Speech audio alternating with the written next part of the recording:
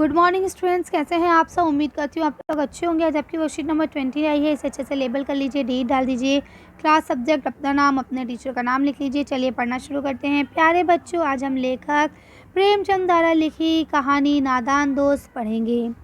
इस कथा में दो बच्चों के मनोविज्ञान को बड़े सुंदर ढंग से चित्रित किया गया है। दोनों चिड़िया के दोस्त हैं, किंतु नादानी से गलती कर बैठते हैं। तो चलिए पढ़ते हैं। तो आप लोग ने ये स्टोरी तो पढ़ ही ली होगी, अगर नहीं पढ़ी है तो आप लोग अपने बुक से पढ़ सकते हैं इस स्टोरी को।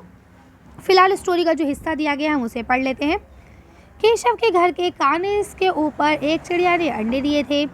केशव और उसकी बहन श्यामा दोनों बड़े ध्यान से चिड़िया को वहां आते जाते देखा करते थे।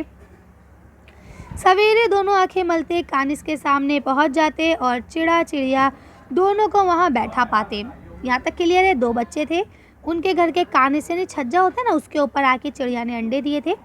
तो वो दोनों बच्चे चिड़िया को वहाँ आता जाता देखते थे और देखते थे किस तरह से चिड़िया आ रही है, जा रही है ना। और सुबह सुबह भी वो उठते के साथ सबसे पहले कानिस के पास ही जाते थे और चिड़िया और चिड़ियों को दोनों को वहाँ बैठा हुआ पाते थे। उनको देखने में दोनों बच्चों को ना मालूम क्या मज़ा मिलता।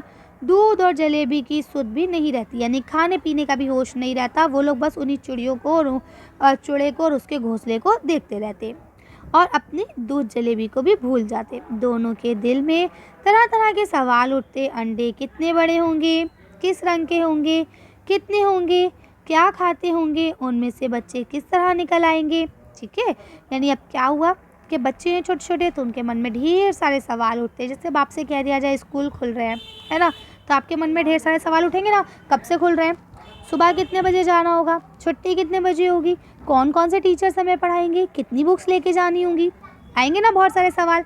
वर्कशीट्स आएंगी कि बंद हो जाएंगी, असाइनमेंट वर्कशीट आती रहेंगी कि ख़त्म हो जाएंगी, कितने ढेर सारे सवाल उठे, है ना। सेम उसी तरह से इन बच्चों के मन में भी ढेर सारे सवाल उठते हैं। क्या उठते हैं कि भाई अंडे कितने बड़े होंगे, किस रंग के होंगे, कितने होंगे, है ना।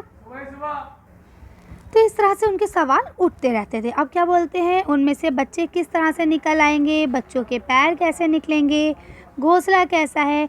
लेकिन इन बातों का जवाब देने वाला कोई नहीं। अम्मा को घर के काम धंधों से फुर्सत मिलती थी और ना बाबूजी को पढ़ने लिखने से।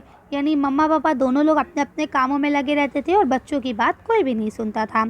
दोनों बच्चे आपस में ही सवाल जवाब करके अपने दिल को तसल्ली ले लिया करते थे। अब क्या होता है कि अब जैसे मान लीजिए आपके इतने ढेर सारे सवाल हैं, अब आप मैम से पूछते हैं, है ना, मम्मा पापा से पूछते हैं, न्यूज़ में आ जाता है, नहीं तो फिर आप वीडियो जैसे मुझसे या और जो भी चैनल्स हैं जो वीडियोस बनाते हैं आप उनसे पूछते हैं मैम कैसे होगा, क्या होगा, है ना। तो कोई ना कोई आपको रिप्लाई करता है, मैं करती हूँ, नहीं और चैनल वाले जिनसे आप देख रहे होते हैं वो रिप्लाई कर देते हैं, नहीं आपके स्कूल के टीचर्स आपको रिप्लाई करते हैं। लेकिन वहीं अगर आपको रिप्लाई ना मिले तो फिर क्या होगा, फिर आप आपस में अपने दोस्तों से बातें करने लगेंगे, है ना, आपस में ही अपने सवालों के खुद जवाब निकालने लगेंगे, है ना। तो उम्मीद करती हूँ तक समझ में आ गया होगा। अब यहाँ देखिए आपका पहला क्वेश्चन लिखा है, केशव की बहन का क्या नाम था। चलिए इसका आंसर देखते हैं। आंसर लिख सकते हैं केशव की बहन का नाम शाबा था। अब देखिए आपका अगला क्वेश्चन लिखा है, कानिस शब्द का अर्थ बताइए।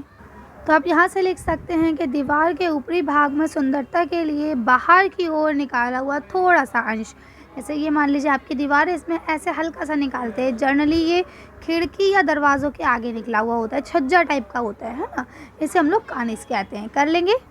अब यहाँ पे आपको अगला क्वेश्चन दिया गया है, सुबह उठते ही केशव और श्यामा दोनों क्या करते थे। तो देखिए यहाँ लिखेंगे, सवेरे दोनों आंखें मलते ही कानिस के सामने पहुँच जाते थे और चिड़िया को दोनों वहाँ बैठा पाते थे और उन्हें ही देखते रहते थे। ठीक है, देखिए आपका अगला क्वेश्चन लिखा है, केशव और श्यामा के मन में क्या क्या सवाल उठते थे। तो जवाब यहाँ से लिखेंगे, दोनों के मन में तरह तरह के सवाल उठते थे। अंडे कितने बड़े होंगे, किस रंग के होंगे, कितने होंगे, क्या खाते होंगे, उनमें से बच्चे किस तरह निकल आएंगे, बच्चों के पैर होंगे या नहीं होंगे, है ना, घोंसला कैसा है। तो ये बहुत सारे सवाल उनके मन में उठते थे। लिख लेंगे। चलिए आगे पढ़ते हैं। अब यहाँ आपका नेक्स्ट क्वेश्चन लिखा है, दोनों बच्चों आपस में ही सवाल जवाब करके अपने दिल को तसल्ली क्यों दे दिया करते थे। देखिए आप यहाँ से लिखेंगे, क्योंकि उनकी बातों का जवाब देने वाला कोई नहीं था। अम्मी को घर के काम धंधों से फुर्सत नहीं थी और अब्बा जी को लिखने पढ़ने से फुर्सत नहीं थी। इसीलिए बच्चे अपने आप को दिल की तसल्ली के लिए अपने आप ही सवाल जवाब कर लिया करते थे। ठीक है, तो अब देखिए यहाँ सवाल जवाब आपके कंप्लीट होते हैं। अब आ जाइए यहाँ पे लिंग बदलो पे, तो ये लिखा है लिंग बदलो। लिंग बदलो का क्या मतलब होता है, जैसे बहन का भाई, बच्चा का बच्ची, पिता का माता, चिड़ा का चिड़िया, है ना, श्याम का श्यामा, दादा का दादी। तो चलिए इसका आंसर देख लेते हैं। तो देखिए मैंने लिख दिया है बहन का भाई, बच्चा का बच्ची, पिता का माता, चिड़ा का चिड़िया, शाम का श्यामा, दादा का दादी। कर लेंगे। चले तो आज की वीडियो को हम यही खत्म करते हैं। आज की वर्कशीट में बस इतना ही। अगर आपका ये वीडियो पसंद आई हो तो प्लीज़ इसे लाइक और शेयर करें। अगर अभी तक आपने हमारे चैनल को सब्सक्राइब नहीं किया तो प्लीज़ मेरे चैनल को सब्सक्राइब करें। Thank you for watching.